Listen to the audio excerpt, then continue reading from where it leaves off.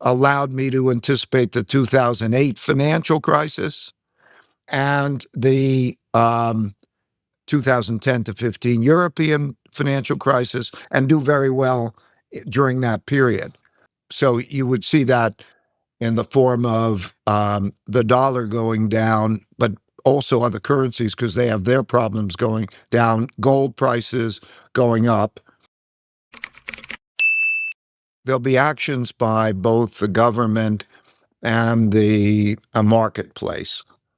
The actions by the government, some of which are, in the works, is to try to lean on holders of the debt, such as foreign countries and so on, to buy debt and to not sell their debt. Another thing will be to shorten the maturities of the debt.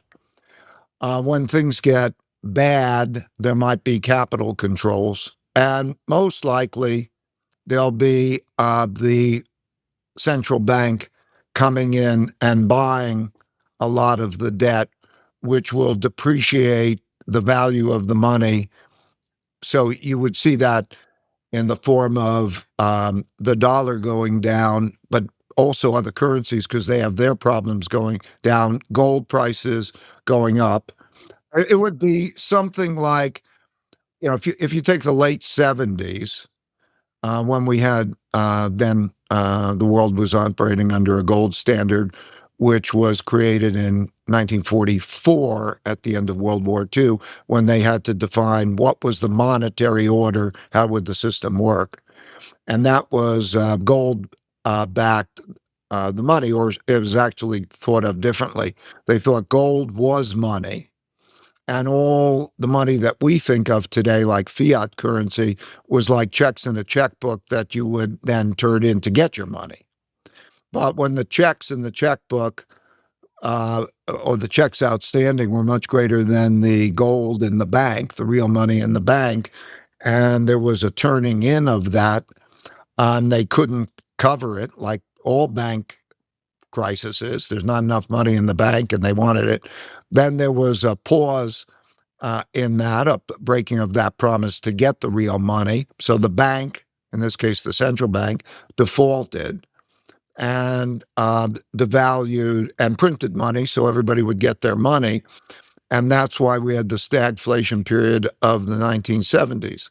The exact same thing happened in the 1930s. So on August 15th, 1971, President Nixon got on the television and announced that change in the monetary policy, that breakdown of the monetary policy and going to a fiat monetary policy.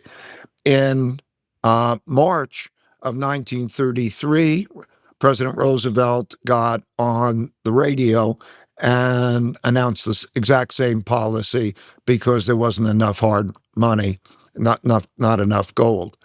And so that's what it looks like. This has happened throughout history in all countries, all times. The basic issue is, what is money and what is debt? Debt is a promise to deliver money. And is that money hard money that actually gets delivered on? Or is that money fiat money or printed money that doesn't get delivered on? But if you go back through all history repeatedly, you always see that. I can recount the times. 1971 was a good example of the breakdown of the monetary system when we went from promises to deliver gold that were defaulted on, and then we went to a fiat monetary system.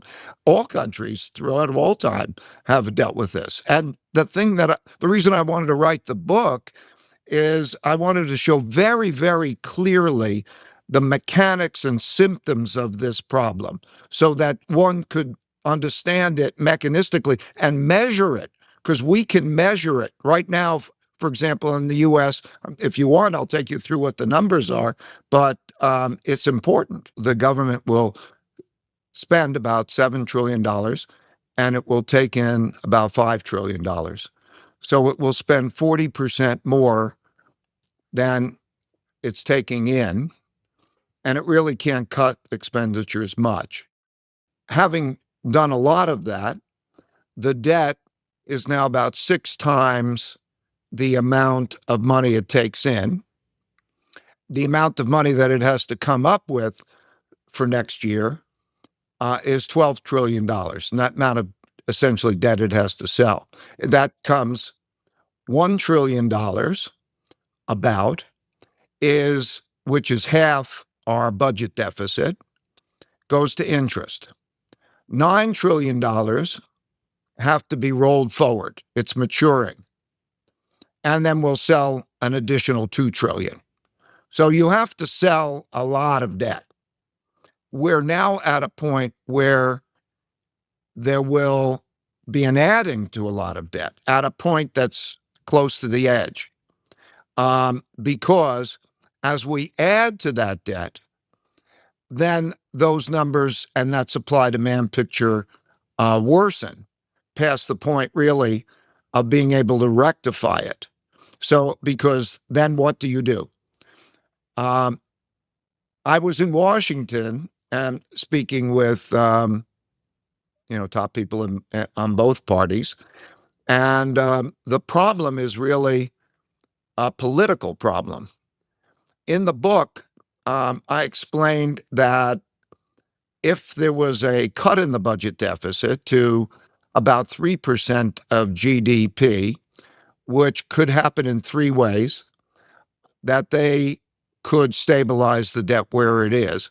And those 3 ways of cutting the budget deficit to about 3% of GDP would be basically equally in taxes and in spending, which would be in total amount taxes, total amount of spending would be probably a 4% increase in taxes and a 4% decrease in spending. That wouldn't quite get you there, but what it would do is improve the supply demand picture of the debt so that interest rates would come down, and interest rates coming down would be good for debt service payments because so much goes to interest. That's why interest is so important.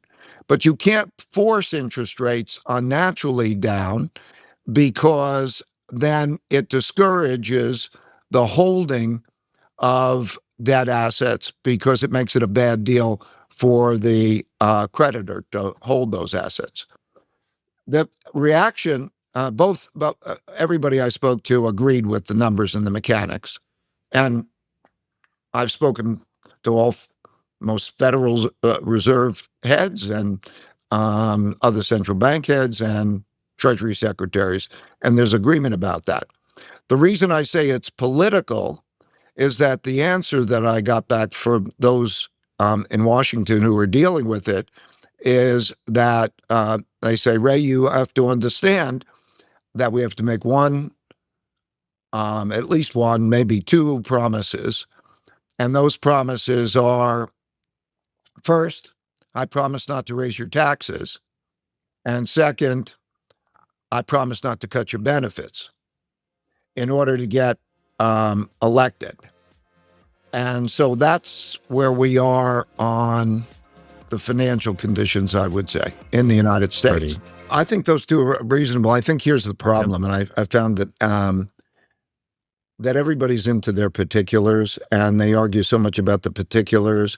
It's like being on a boat that everybody agrees is going to hit the rocks, and that they need to turn the boat, but they can't agree whether to turn it left or right because they're so hung up on their particulars that. So, like I believe, take the 3% pledge. If you can't agree on what to do, then do it proportionately. I don't, I don't really care. Get there, okay? So, like we can get into that, but I think please take the 3% pledge. Agree to do it proportionately, or find some way that you do it. Because otherwise, the arguing about it is going to lead us to hit the rocks. It's likely to be too late. To be specific, what's going to happen, they will soon start to talk about 26, and 26 is a midterm election year.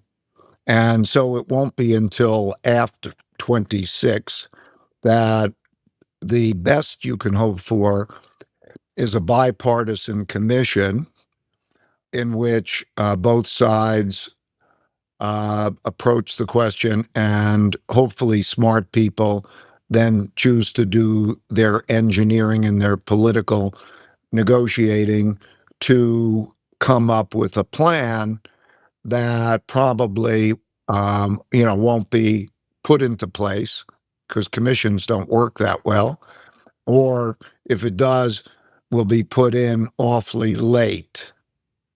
So we're all just playing with ourselves when we think about this idea of which one it should be rather than dealing with which things that there should be. There are all sorts of things that in particulars which we can digress into that can be done. I mean, just at the big picture, just figure it like, can you do 4% one way or another in taxes? And if you had to do everything across the board because you couldn't agree on anything, could you do that? Could you do 4% on spending? Could you do that? Even looking at that question of whether you could do that is interesting because there are some things that cannot be changed. Or, like what are you going to do on some things? But to start to look at it that way, and then you can go on to, is this thing better than the other thing? But I can't be optimistic. First of all, I don't get frustrated. I'm just analytical. Fair enough. I'm just, it is what it is, and different people have different perspectives. And I would say I think that the problems are very well recognized, and that the administration's point of view is that these things are problems.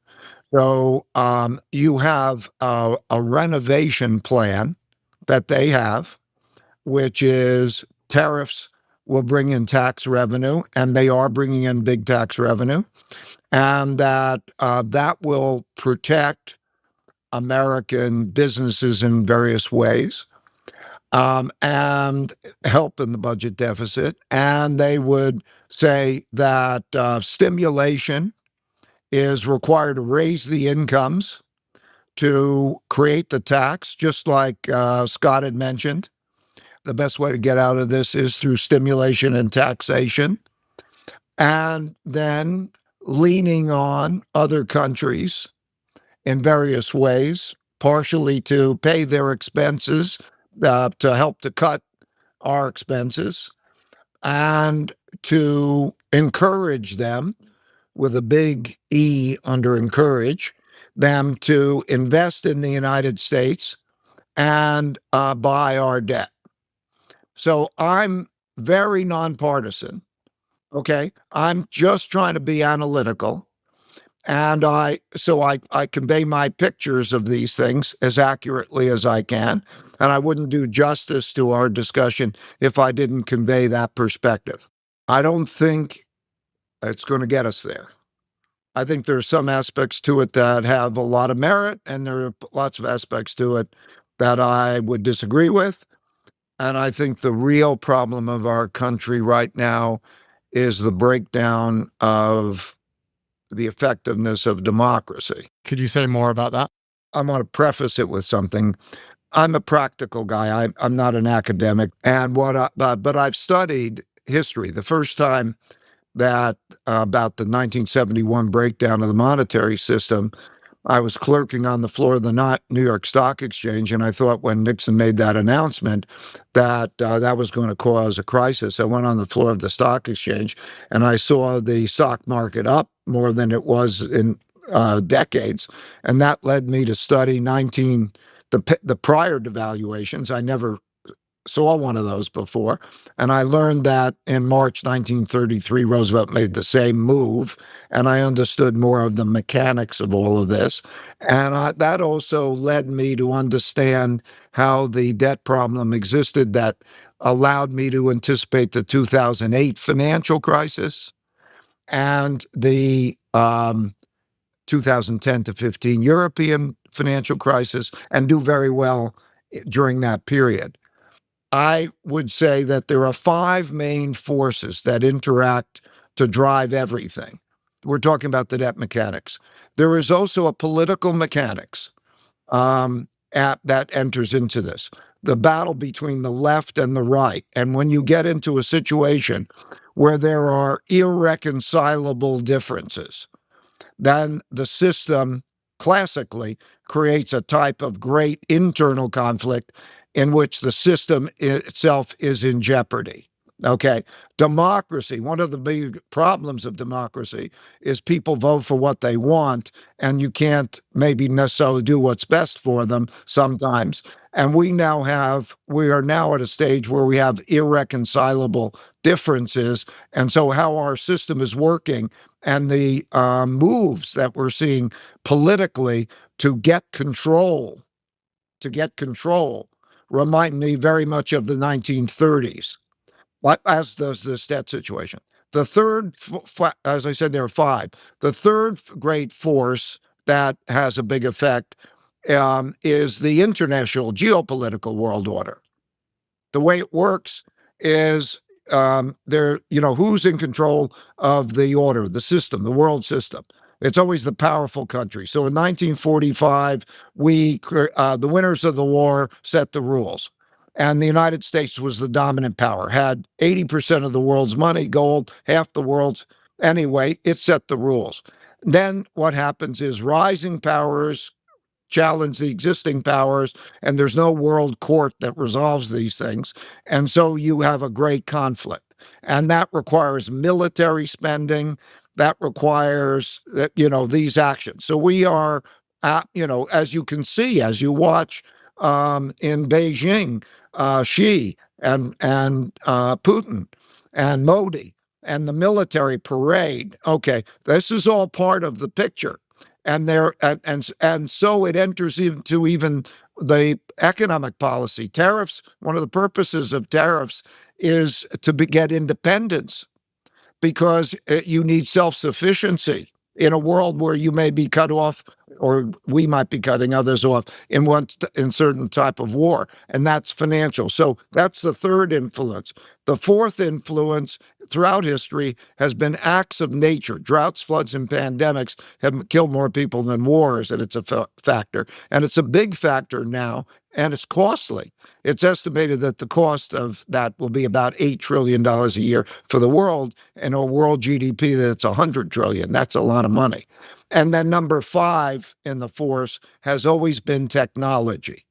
In other words, man's inventiveness of technologies have been revolutionary and raised living standards as reflected in life expectancy, GDP per capita, and so on.